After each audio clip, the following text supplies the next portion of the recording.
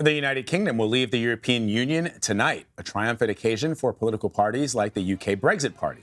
British lawmakers left the European Union Parliament in Brussels for the last time this morning. But as CBS News senior foreign correspondent Mark Phillips told me earlier on CBSN AM, the mood in Britain depends entirely on who you talk to.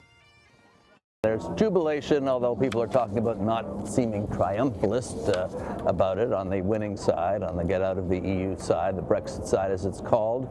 But there will be rallies here today on the part of Remainers, people who wanted to stay in. For them, these rallies will be a bit of a wake. It depends very much which side of the argument you were on as to how you will be marking today.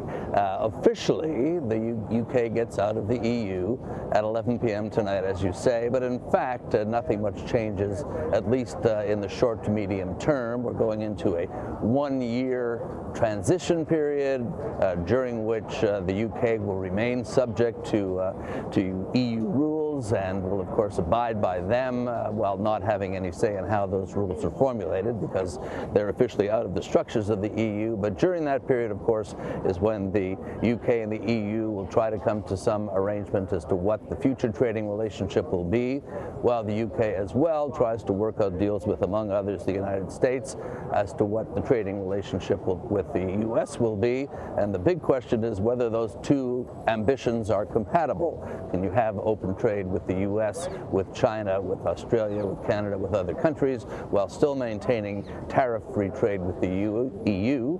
And that's the dilemma. You know, unlike the two Tory predecessors, UK Prime Minister Boris Johnson actively campaigned for Brexit before the 2016 referendum. I'm wondering, have we heard from him yet? And what's the expectation? You mentioned that, you know, no one wants to appear too jubilant. But what do you think we'll be hearing from him and his party?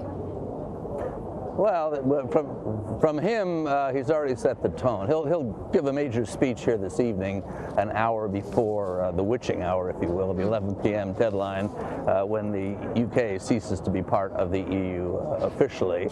And if what he said in the days running up to this is any indication, he won't be a triumphalist. It'll be a question of him, as he says, being able to realize the full potential of Britain outside of the EU. That, of course, is central to the whole argument as to whether the potentials for Britain outside the EU are better or worse than the potentials when they were in the EU. And that argument, the vote has been won, but the argument hasn't been won, and we'll see over the next years and perhaps decades which side was in fact more accurate in its predictions. The Brexiters saying this opens up new possibilities, there'll be a Brexit benefit. The Remainers saying no, we're giving up, to quote one famous phrase, we're giving up a 5-course dinner for a bag of potato chips. That's the argument that's been made until now, and we're finally at the point where we'll begin to see the results of that.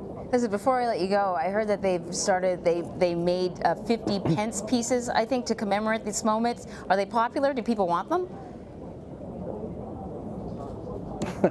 Well, they're just coming out today, and you don't have a choice. They're just out there. You get them or you don't. And they're not directly. They do commemorate. They are about this Brexit Day, as it's being called here, but they don't make any direct reference to Brexit. They talk about peaceful cooperation between nations and that kind of thing. And they're going into circulation. People will see them.